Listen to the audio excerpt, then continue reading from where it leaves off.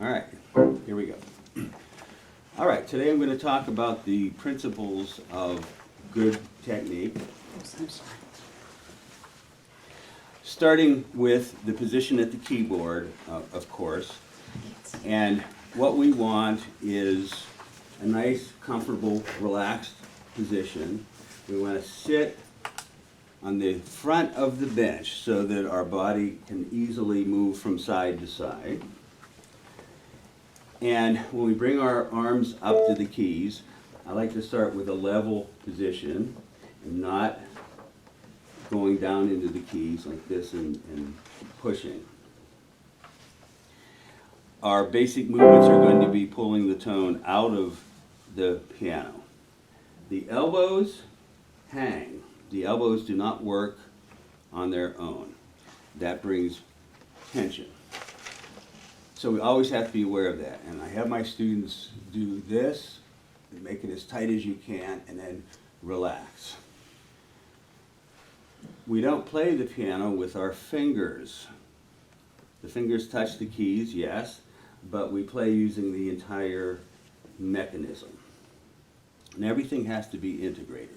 And anywhere you have tension along the way, all the way up to the top of your shoulders and your upper chest, that's a roadblock to being able to get your arm weight into the keys. All right, we want a natural shape of the hand, and we don't want this the knuckle of the second finger to be high like this. And the fingers have to all work with the same movement. And so we start with some very careful exercises to work on that. Sometimes you see a student playing along and doing something like this. Well, you're making a different movement, and you have to be able to control the touch evenly, and so you need to do the same thing for every note. It's the hand joint that the lever starts from. And the other joints of the finger are simply raised from there, like little hammers. All right, position in general. No arch. We don't think in terms of arch, even though pretty recently people have written about an arch. And the reason that doesn't work is because technique is about movement, not about position. Movement, not position. An arch closes your hand, brings your fingers in. So how can you play a large chord if you're thinking in terms of that? Well, you can't. The fingers, obviously, you're going to be flatter as you're reaching for larger chords. All right, that being said, there are sometimes very good reasons for having what we may call a traditional hand position with the fingers curved. The thumb at level. If you're playing scales, for instance, that have a lot of black keys, curved fingers make a lot of sense. And of course, as you know, all of our fingering patterns for scales put the thumbs on the white keys, not on the black keys. All right, so our thumb is lower and further in. So it makes a lot of sense to have nice curved fingers for that type of playing. All right, so our fingertips need to support our arm weight. We need to strengthen our fingers by doing the right kind of technical exercises. They're going to support a lot of weight. The fingers are not equal. The keyboard wasn't arranged for the human hand, right? Because our fingers are all different lengths. Okay? So we have to somehow account for that, and having some curve in the fingers is one way to do it. and especially when you need to pass your thumb under or your fingers over your thumbs. All right. So your fingers are also not the same strength, and they'll never be. In terms of the anatomy, the fourth finger is not as independent as the other fingers. Why is that? That's because if you look at the anatomy, there is a tendon which comes from the third finger to the fourth finger, and there's also one that comes from the fifth finger to the fourth. So fourth finger, you're never going to be able to lift as far as the others, but we don't need to. Before people understood this in earlier parts of the 19th century, pianists actually had operations to try to separate those tendons and to be able to stretch further. And most notably, Robert Schumann ruined his concert career by using a mechanical device to try to exercise the fourth finger, and he had to rely on his wife Clara, who was a fabulous pianist, to premiere his works. All right, so how do we equalize? It's the arm work weight that equalizes into the key. So we use the same arm weight for each note. So how do we work at strengthening the fingers? Well, we have lots of exercises for that. The first thing to mention is that the fingers, when you're playing, stay at the key level. We do some finger articulation exercises. I'll mention that in a minute. They stay at the key level. They don't attack the key from above. That's wasted motion, and it's going to cause tenseness. So, very close to the keys.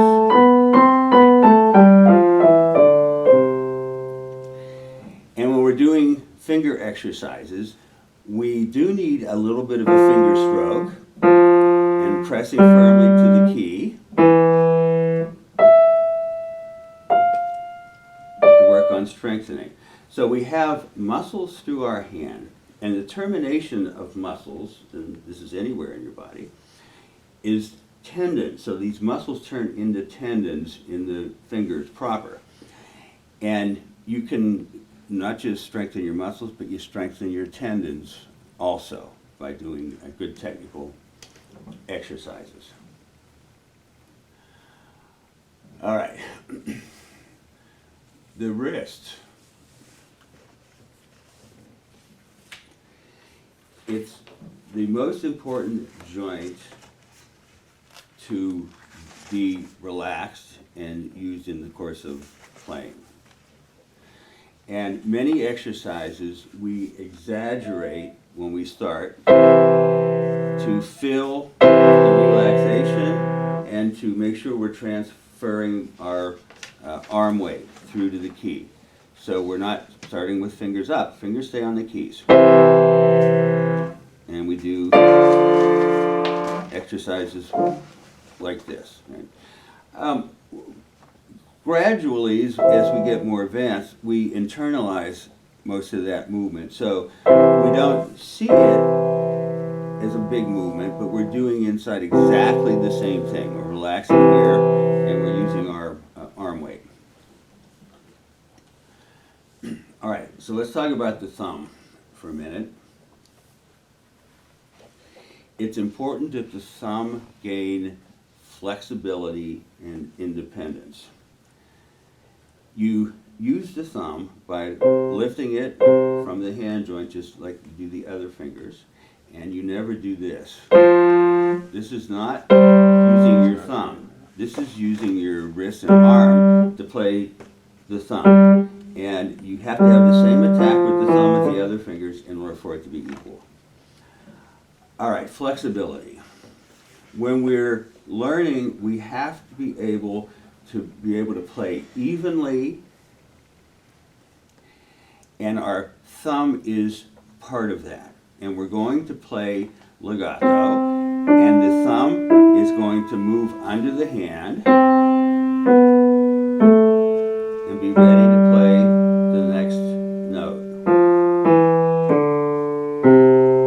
So when you practice arpeggios, scales and arpeggios, that's the way we want to be thinking. When we get more advanced and we're playing literature, that connection sometimes goes away. You lift because you're moving, okay? And so there's actually a little break there. But I think if you don't learn to play legato when you start and develop your thumb flexibility, then you're going to have problems later on. Okay. Physics, how the piano works. As you know, the piano has a very complicated mechanism, and it's designed that way so that you can play loud and fast and have good control. You have to play evenly to the bottom of the key. You can easily play the piano and not have any note sound. I'm defeating the action here because I'm not pressing steadily to the bottom. The only thing that we have control over is the speed with which the hammer hits the strings. So, if we press slowly, we get a soft tone. If we press quickly, we get a loud tone.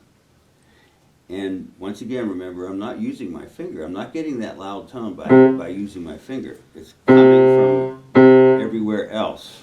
All right, so that's what we have control of. When you play softly, you don't play lightly. You don't press lightly. You still press firmly and evenly to the bottom. And then your note's always going to sound. Okay? If you try to depress lightly and don't go all the way to the bottom, that's what happens. We end up with notes that don't sound. All right, so that's a very important thing to think about.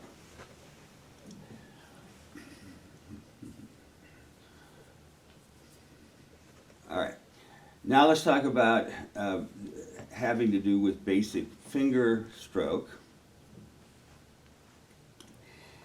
And I accuse students of having lazy fingers sometimes. And what I mean by that is that their previous finger doesn't come out of the key when they play the next. And there should be no reason for that. You play the stroke, and then you completely relax your finger. You do not lift your finger out of the key. You simply relax. And why is my finger coming up? It's because the action is pushing it up. At the bottom of the stroke, I've completely relaxed. And my finger returns to the surface. I'm ready to go on to something else. A good thing to practice is to play into the key and see how short of a note you can play. Very important. All right, just a word about staccato. Staccato simply means short.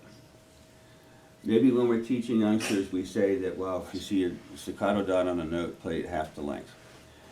That, of course, is an oversimplification. It depends on the piece. It depends on the tempo. It depends on the style of the piece.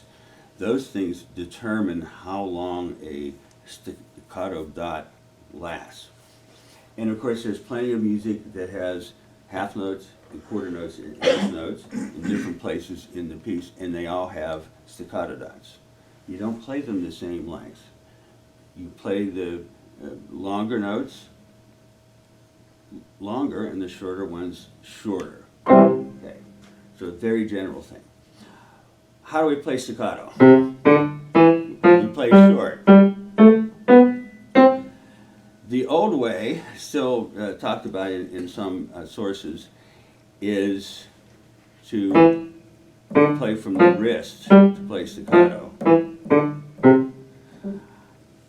This is completely a waste of motion and dangerous also.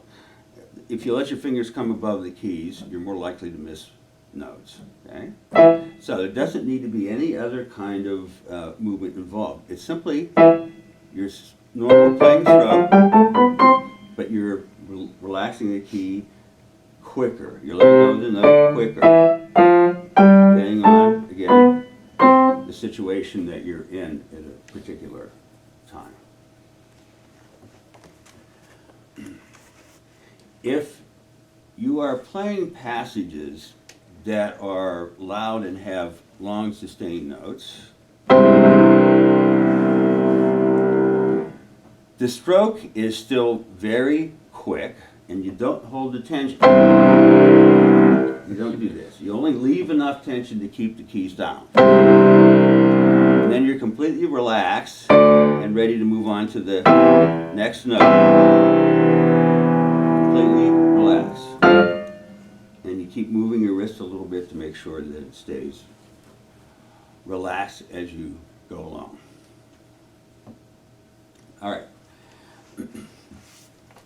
What we want to do with our technique is we want to do the movements that result in the music that we're looking for, the musical effect, the musical sound.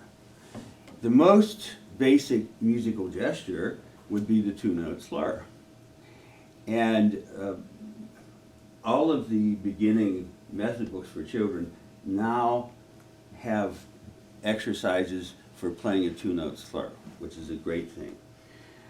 All right, in general, with a two-note slur, it's the first note that gets the emphasis. The second note can be a little lighter and a little bit shorter. So we want the stronger movement for the first note of the slur. And the stronger movement is down. This is your strongest movement. And then the second note is an up motion. So down, up, or down, release. And you play a series of slurs like this. So that's the musical sound that we want, and now we know exactly what we're doing with it physically. All right. Now let's talk about the wrist some more and different movements that we use for the wrist. First of all, we have the concept of elastic hand. Well, what does that mean? That means that when you don't have to have your hand in an expanded position, you relax. You let the fingers come together, you relax the wrist. Don't leave your fingers tight and extended and let your wrist get tight. So you always want to think about that relaxation, no matter what kind of passage you're on. Now, the other thing is, the next movement of the wrist is what we call side motion. And I'm moving my wrist from side to side, and my hand is moving along with it, and the fingers. The wrist is guiding the way. And we do this in passages where we have stretches, so that the note that's playing is in line with the mechanism. You're not reaching like this to play the note. You're here, and you're moving your hand with the pattern. See, part of that is the relaxation, the elastic hand again. All right, so this is important in all kinds of passages, to be behind the mechanism and to not stretch when you don't have to. All right, so that's side motion. Then we have rotation. And a rotation is using the wrist from side to side, and from the forearm forward is a single unit. So in other words, we're playing with larger muscles. We're not playing with the fingers. And the groupings depend on the piece and how the music is laid out. Right. But notice that I'm not doing this. lifting off the keys. The rotation is from within my wrist, and my fingers are relaxed, so they stay at the top of the key. Most famous example rotation, probably the Pathetique Sonata, where you have to play those broken octaves for quite a period of time. And the way to approach something like that is to make sure you have your rotation going. And since it's a fast tempo, you want to always have your wrist moving at the same time in a grouping of some sort, and not tension, not fingers, not wrist tension, back and forth,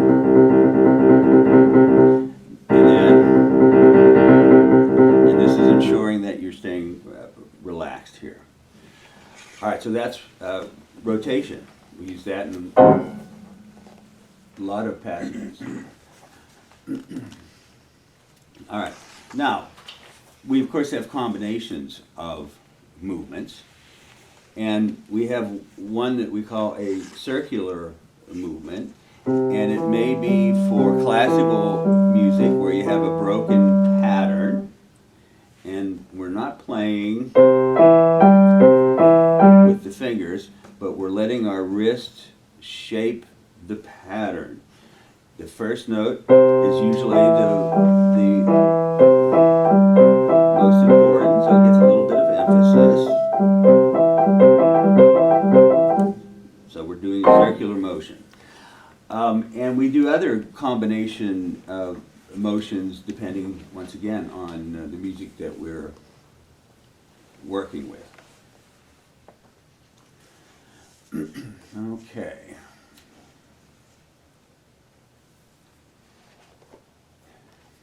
Do you have any questions?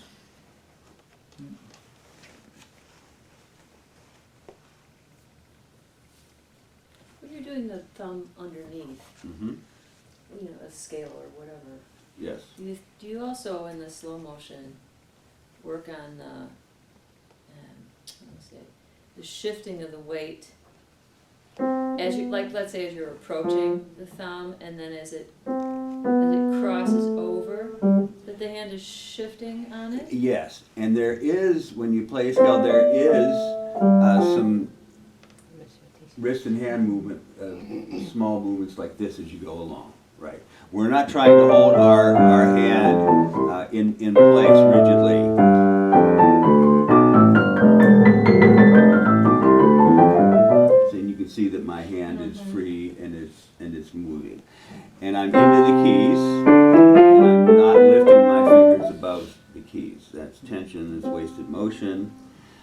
There are plenty of pianists who have mannerisms where they're lifting things, and I'll admit to some mannerisms myself. But if you look closely at people playing, they usually aren't striking the keys from above, but they're making a movement after their technique has already done its work, and it's no longer, you know, part of the technique that we're dealing with. I have a question. Sure. On the thumb, so in this method, you're advocating the thumb playing more or less flat rather than slightly at an angle? It's on its side, More on the side? like this, Mm-hmm. right? Up and down like this.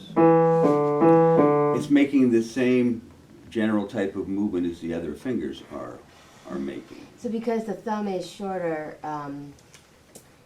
in some technique, or I just recently started doing this, rather than playing on the side of the thumb, more on sort of like at that angle, to compensate for the The corner, method books yeah. call it the Like corner. this? And for the little kids, I mean, I say on your corner at least 12 times a day, Right. because But they're flat, and then when they go they're flat, down the here. hand goes flat. Yes. But Yes. I'm seeing that you're not compensating.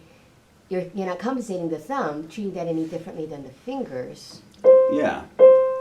or is it again a case of everyone's hands a little bit different shape Everyone's and hand's a little bit length different, and with children, small muscle development comes at different times with children, and sometimes you have to let them start out by playing with caved-in fingers. They don't have the strength to do it yet, but eventually they get stronger.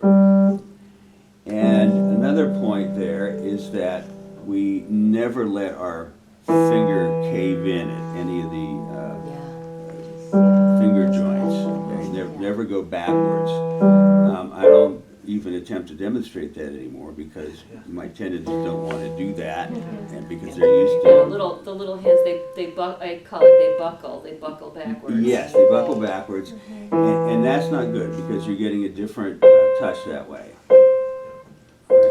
So what about our double jointed friends? A double jointed is having too much space at your joints. I mean, the name is a misnomer. It's not a double joint. But sometimes you do have to make accommodations for them. Someone who's double jointed can learn to play very well, but you're going to have to accept different motions in some cases. As an because of example, that. I have long fingers, completely double jointed, and when she was doing that on the pathétique, Uh-huh. this joint, I can't even do it. This joint completely collapses in like Yeah, this, Yeah, and then her hand is like, it locks, right. and I don't know how to help her. And she's unable to keep it Mm-hmm. extended. Because the finger double joint's one thing, but the thumb is just, I don't have enough experience with that to tell you how far a particular student can go in terms of strengthening the mechanism and overcoming because that. I wondered with the thumb, It's gonna be we should different be with able to everyone. strengthen it somehow. Yes, you would think so, but if Mm. there's extra spaces at those joints, they want to bend in different ways. I have a question. Yes, On that staccato again, would you still recommend playing all the way to the bottom of the key bed? yes. Always to the bottom of the key bed. You're never surfacing.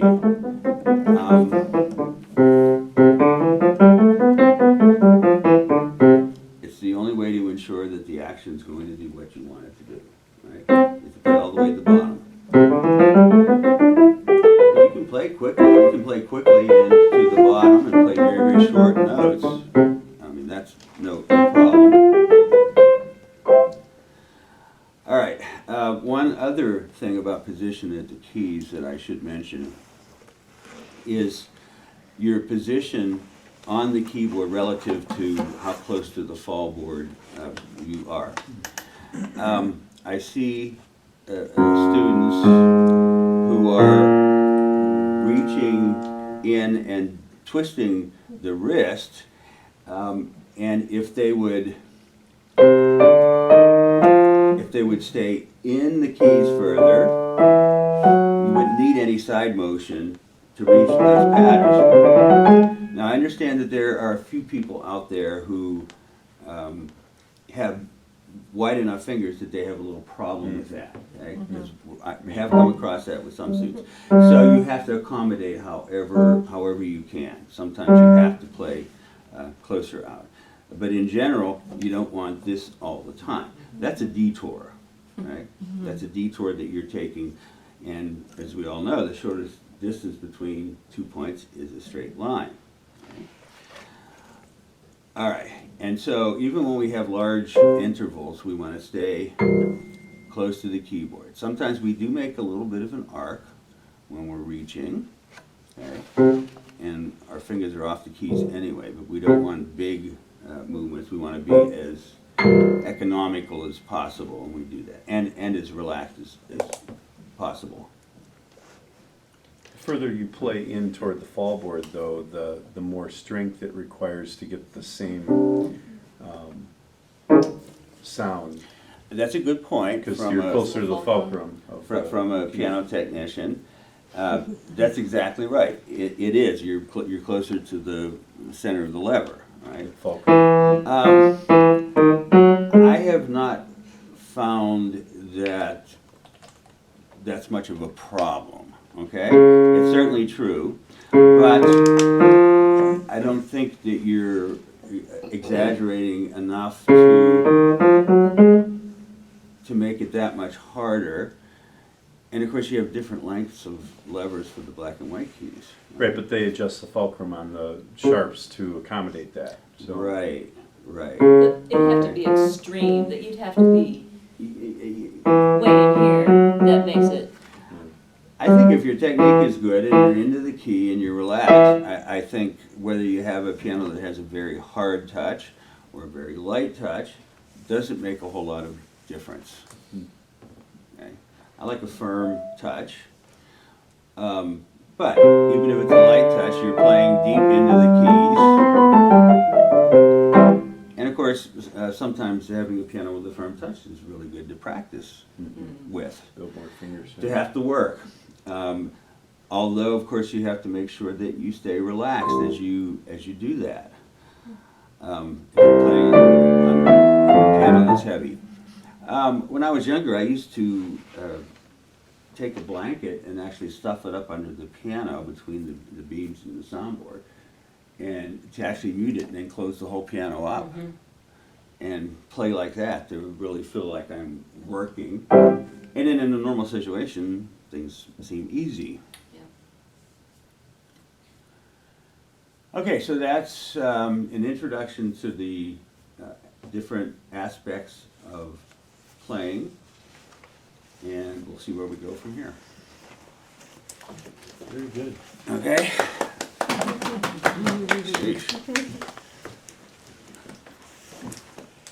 Let me shut that on. Yeah. So will you let us, Just push that button. play a few of those This one? early exercises? Yes, I will.